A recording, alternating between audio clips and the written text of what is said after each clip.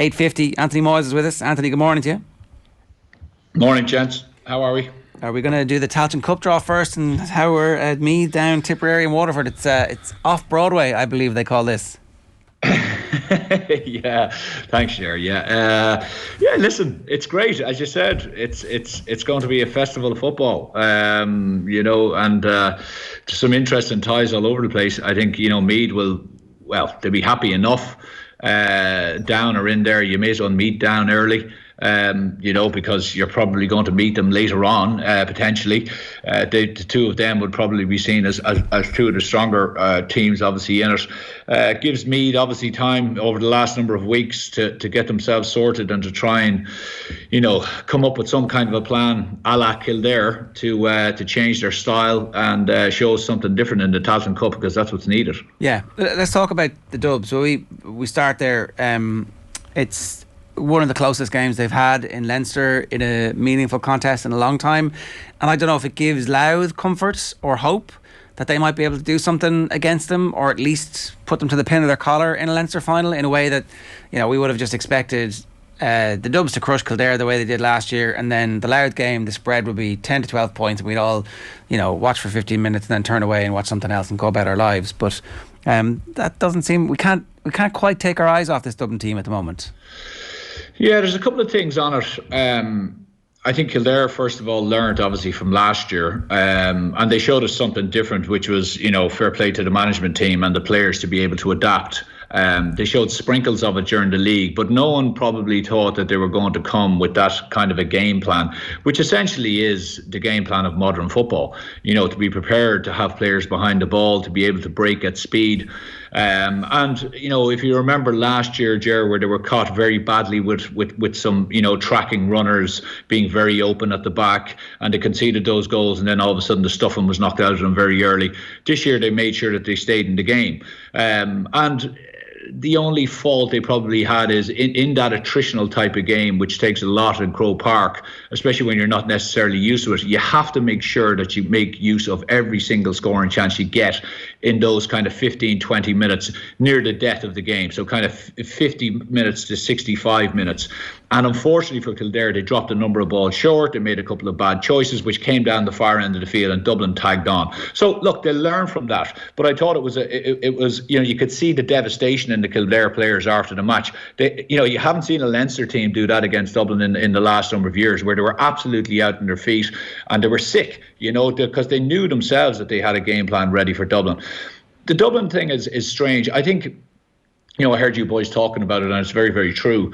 It's getting kind of like, a Premiership team and Premiership setups now who've got Champions League, you've got the Premiership. You need that squad depth, and you need to be able to rotate players. And there's no doubt about it, Dublin are rotating players. Like, I'd say Desi tried a couple of fellas. He nearly got caught in it. And there is a kind of a system where you're seeing this rotation going on with a number of guys. And he's resting some of the, shall we say, more experienced fellas. He's bringing new fellas in. And he's rotating certain fellas in certain positions. And I'd say he obviously has one eye on, we've got the games to come in the All-Ireland series, and I want to be able to make sure that I have depth and I have fellas who've got experience who can come on in the white heat and know how to dig out a game. So that game will massively stand to those fellas who came on and who started that game, because it was a real battle. But I don't think they showed us anything majorly different, Dublin. Patience again. McCaffrey made a big impact when he came on. I don't know whether they're holding him in reserve or, again, it's this kind of rotation thing. But I would expect that when it comes to the business end of things, that McCaffrey will more than likely start rather than be an impact player. Michael Fitzsimons wasn't in the squad the first day, wasn't in the squad the second day, has been playing club football. Is that, again, somebody who they're just getting game time into and managing?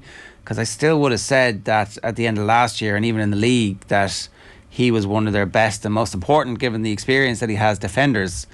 But there's been no word, official or otherwise. Would you is the Michael Fitzsimons era over, do you think, or is that like we'll have to wait and see? Yeah, I haven't heard anything, Jared, to be honest. So they've been keeping it fairly close. They seem to be managing that situation of keeping cards close to their chest pretty well over the last 3 to 4 months, especially with the Cluxton thing. So I'm not. Look, he's obviously a massively experienced fella. So you would expect, even if things aren't going right for him on the pitch, that they would have him around the dressing room. I'm surprised. Now he didn't have a massively fantastic campaign in the league, but still, yeah, they might be just in a situation where they're trying to get game time into him and bring him back. But you know what? They're giving younger guys a chance. And they're as I said, they're sprinkling the team with different fellas in different positions. We spoke before last week about Pascal getting in, Kilkenny kind of going to the bench. But I would fully expect, Jared, that once, as I say, it comes to the crunch matches, they'll load that team up as much as possible with the bigger names. I have to say I was surprised that Cluxton started. I didn't think that was going to happen. I completely called that wrong. I thought that he was there to back up and be a mature presence around the place. It's very hard to see him coming out of the team now that he's in the team, although Desi did say that they were going to rotate for a period of time. But it feels like when the big games come, that Cluxton is going to be their keeper. Yeah, well, I was speaking to Evan Comerford about a week or so before the game, or 2 weeks ago, and he was just saying, he's kind of back now, but he was saying, listen, I have to win back my place. So he says, I've 2 ahead of me, and that's just the way it is. So Hannon, I'd say, will feel pretty pissed off, I would imagine, because I don't think he's really put a foot wrong in the league. I thought he played really well. I thought his kickouts were excellent, but it just shows you the quality. Obviously, I think it is a smart move, but is it a kind of a, we're doing this, but really we're actually doing this just to get him back in the team? They want, obviously, they realise the importance of goalkeeper. And listen, Cluxton did nothing wrong. Again, his restarts, his kickouts, I think he had 100% record. He made a couple of saves that weren't massively difficult, but he was still there, a presence on the high ball. He didn't put a foot wrong, Ger. So would teams trying to target him? Well, I don't think there's, you get much return from targeting him, to be honest. So, but it just creates lots more competition, I suppose, in a position that they know is very, very important. We saw a few chinks in the Dublin armour, Anthony, as well. That maybe going forward, some teams will look to exploit, like the shot selection at times, and shot selection has been something that's been tantamount in this Dublin team success over the years. But at times, especially in the first half, you were seeing them taking shots where they ordinarily wouldn't take on, even misses from people like Brian Fenton that you would never ordinarily see.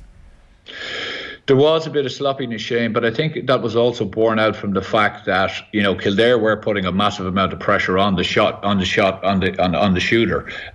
They were hunting in packs.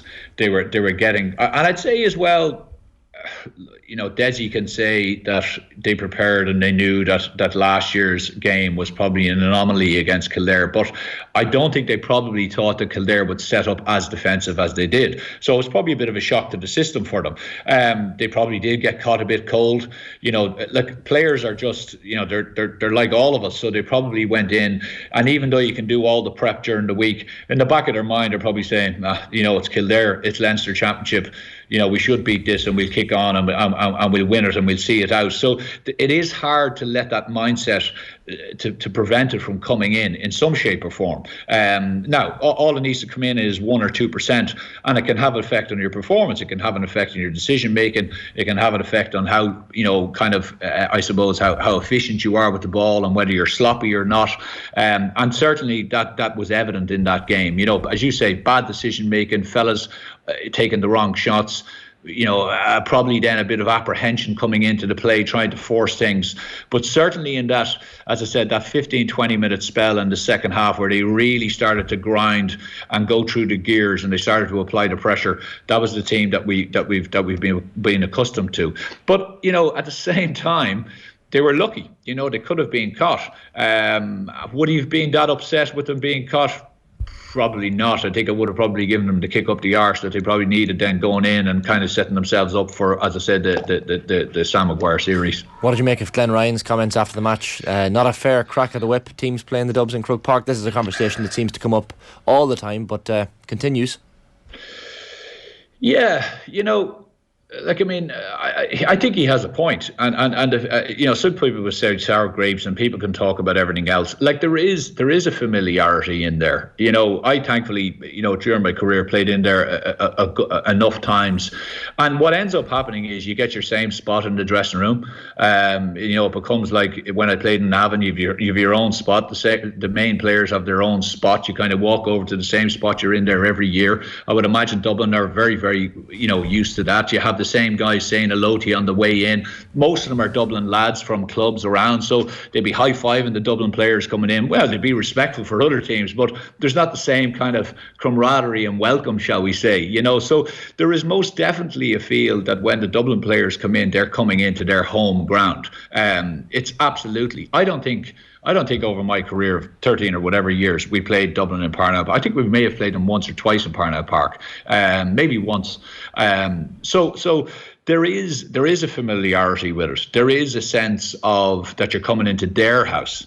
Now, you can use that, of course, because there's nothing better than going in and ransacking someone's house, you know. So at times you want to go in. That's not a personal thing, but I was going to say, it's like, what? Yeah, yeah, steady. Yeah, don't ever invite me over. But there is a thing whereby, you know, it is great to go in and get them on their patch, and it's certainly that kind of a sense when you go in there.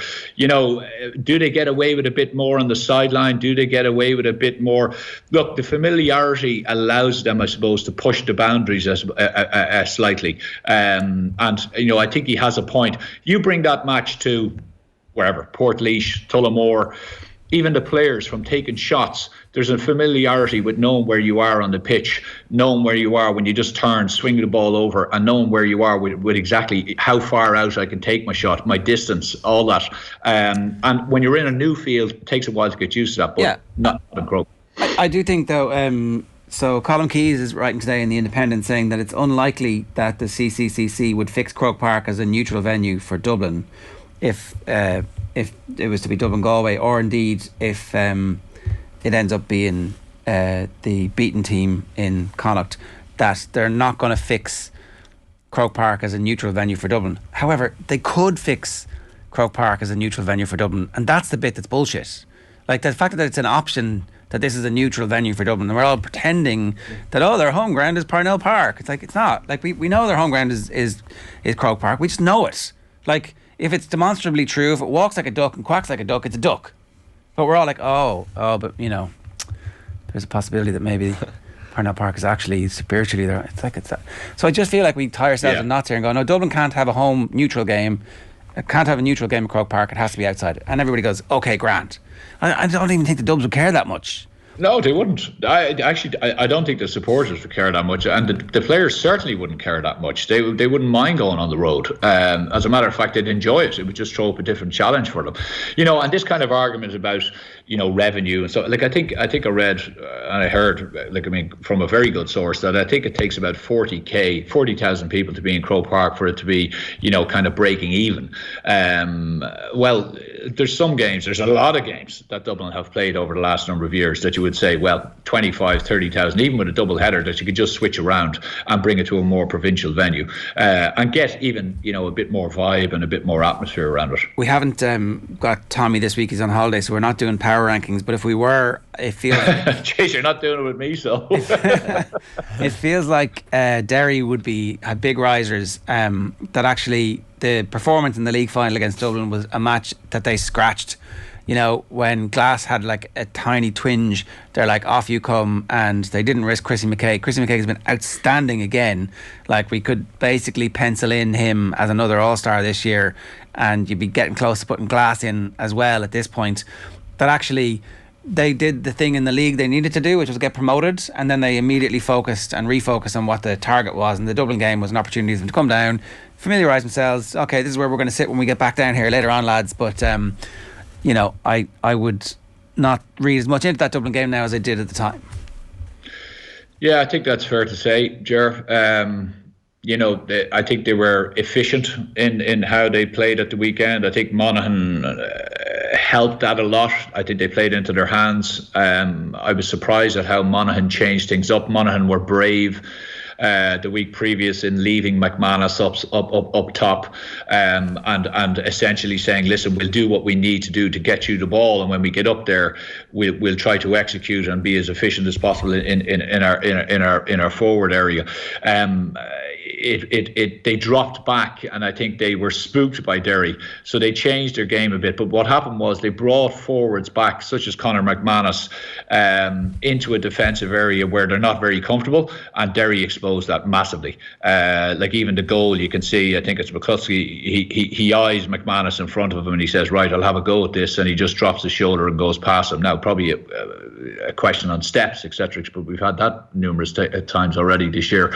But I think Derry, I wouldn't say Rory Gallagher would be too happy. I think there was something out on Twitter about 4 different styles of attack that they used with different names on it. So that's out there for everybody to see. But like, look, there's something knowing what they're going to do. The second thing is trying to stop it. And the one thing about them is that they're learning and adapting all the time. And like kind of a la Armagh, they adapt their game to the specific team that they're playing against. I thought what they're trying to do, especially since that Dublin game, is get scores much more from outside the arc, have an ability to kick long range points, have an ability to bring McGuigan. One thing they do really, really well, and it stops a very defensive team, is that they load their forwards into the forward line. So they literally will have 3 or 4 forwards literally hugging the end line, and then they'll bring another kind of bank of forwards as well in, say, between the end line and, say, the 30-metre line. So what that does is it means that all the defenders inside are actually picked up. So now, instead of you marking space and being able to tackle somebody as they come, you actually have a man, so you're worried about this guy. Now, of course, what that does is as you move and create space, the runners who are coming in, you now have a decision to make. Do I take the runner? Do I actually stay with my man? And as soon as you turn your eyes, kind of like basketball, and you look to go to the runner, guys come on the loop. And if you watch them over and over again, they get so many scores from that. They also load up one side. They switch the ball the far side very effectively. They're very adept at Ger, and they're going to take a lot of stopping. I think it's going to be a really, really cracking Ulster final, by the way. And it's amazing to think that I think it's Armagh's first since 2004 or 2006 or something like that. So, I think Armagh as well have a very smart management team. And they, throughout the league, because sometimes people are saying, oh, Jesus, why aren't Armagh playing this style, that style? Armagh have adapted as well. I think it's been a little bit of horses for courses, and also they've been using their panel depth. There's a couple of fellas there that probably said, why isn't this guy starting? But they've been trying to get depth in their squad, and I think it won't go all of Derry's. I think it's going to be a very, very tactical battle, because if you look at Armagh at the weekend, they found a weakness in down and they exposed it really, really unbelievably well. The intensity of those two teams as well, Anthony, like Armagh, you saw it against Down at the weekend, the intensity of Derry against Monaghan. The only thing I'm wondering is, especially with the extra games this year in the group phase, Armagh had that intensity against Galway, but ultimately fell short in the quarter-final last year. Derry fell short against Galway then in the semi-finals. So with even more games now to play this year, is it tough for teams like Derry and Armagh to keep that intensity going throughout the summer? Yeah, it probably is, Shane, but you know what? It's intensity across the park for everybody. You have to bring intensity to games these days. You can't but not do it.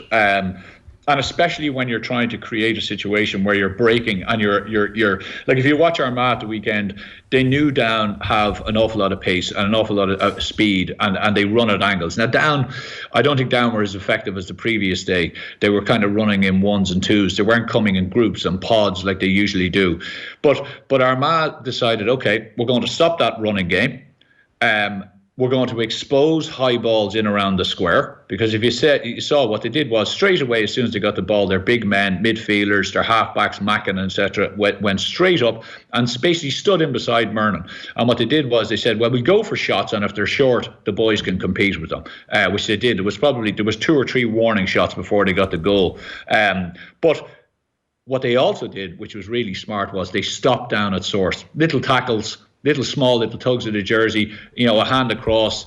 Now Lane tried to book a few of them, which he did, but he probably needed to book all 6 forwards, and he probably needed to make a bit of an example of them, and it's something that Armagh definitely worked on. But they just stopped it at source, made sure that Down had to slow down their counter-attack. Now, Down were a bit naive. Really they should have hit the deck and thrown the ball back to someone else to kind of get the speed into it, because they just played into their hands. So, look, the intensity, you're now getting into, this is it. You're getting into, shall we say, the real deal over the next number of weeks. And it's going to be squad depth, bringing that A game every week.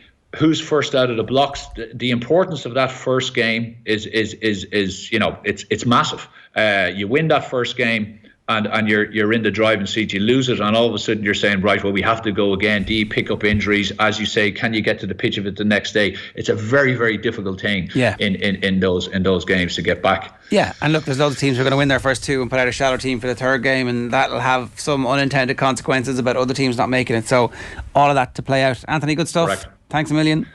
No bother, lads. Talk to you. We'll obviously talk Louth properly in our preview for the Leinster football final. We've got plenty of time to do that, and we'll see how high they have risen in Tommy's power rankings when he's back from holiday.